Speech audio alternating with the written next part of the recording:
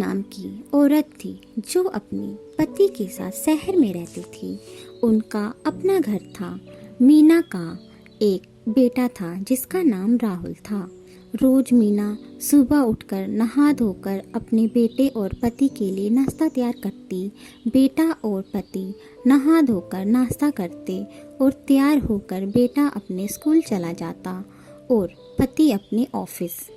इसके बाद एक भिखारी गेट के बाहर खड़ा होकर बोलता, कुछ खाने को दे दे माई। भिखारी बार बार यही बात दोहराता रहता जब तक मीना रोटी ना देती। भिखारी की आवाज़ सुन मीना 2 रोटी लेकर आती और उस भिखारी को दे देती। फिर भिखारी रोटी लेकर जाते जाते बोलता, जैसा भी बुरा भला दूसरों के साथ करोगे वैसा ही फल तुम तक लौट के आएगा। इस तरह हर रोज होता। भिखारी आता, फिर मीना रोटी लेकर जाती और जाते जाते भिखारी वही 2 बातें बोलकर चला जाता। एक दिन पति और बेटा दोनों सोकर लेट उठते हैं। बेटा जल्दी जल्दी में तैयार होकर बिना कुछ खाए स्कूल चला जाता है। इधर पति भी जल्दी जल्दी में ऑफिस के लिए तैयार होने लगता है। पति को जब उसकी जुराबें नहीं मिलती तो पति जोर से मीना को चिल्लाता है कि कहाँ रख दी मेरी जुराब, मिल ही नहीं रही है।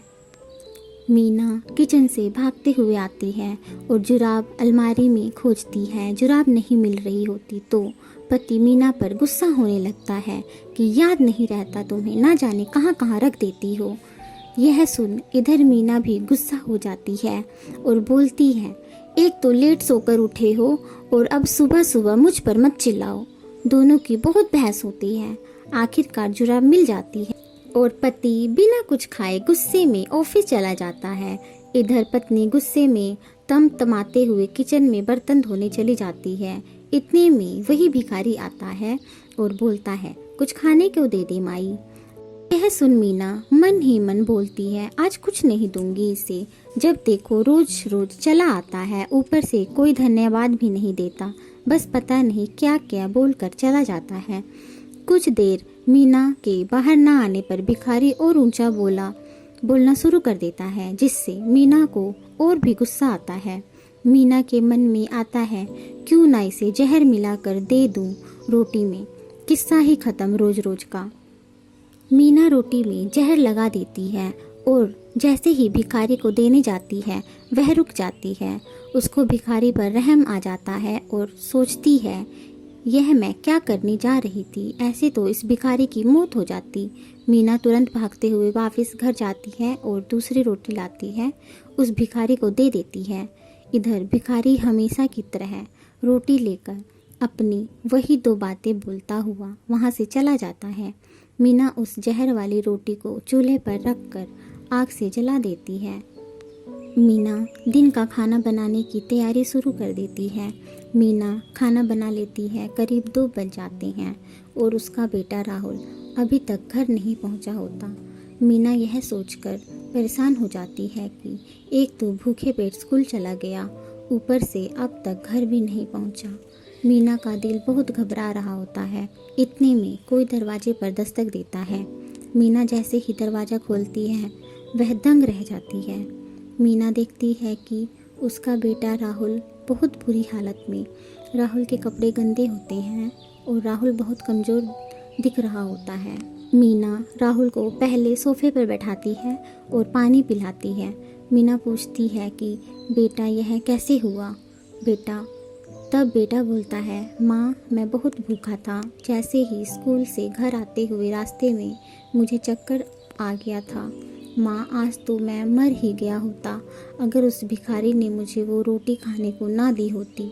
जब मैं वहाँ रास्ते में गिरा तो वहाँ कोई नहीं था। कुछ देर बाद वहाँ वो भिखारी आया और मुझे उठाया, बोलने लगा, लो ये रोटी खा लो, इस समय मुझसे ज़्यादा ज़रूरत तुम्हें है।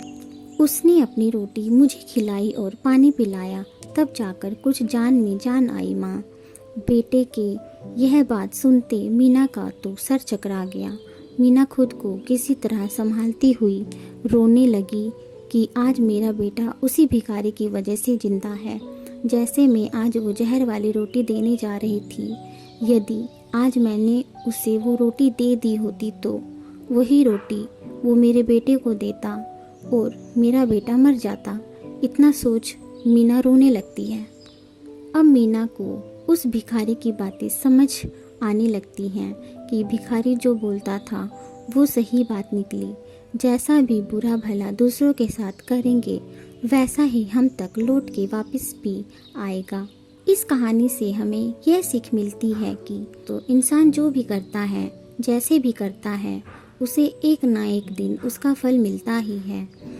सोचो अगर उसने आज भिखारी को वो जहर वाली रोटी दे दी होती तो आज उसका बेटा जिंदा ना होता, या फिर अगर भिखारी खुद वो जहर वाली रोटी खा लेता तो ना तो वो भिखारी बचता और ना ही भूख से तड़प रहा उसका बेटा राहुल बचता। तो देखो, भगवान का न्याय, जैसा करोगे वैसा भरोगे। हमेशा दूसरों का भला करो, आपका भी भला होगा।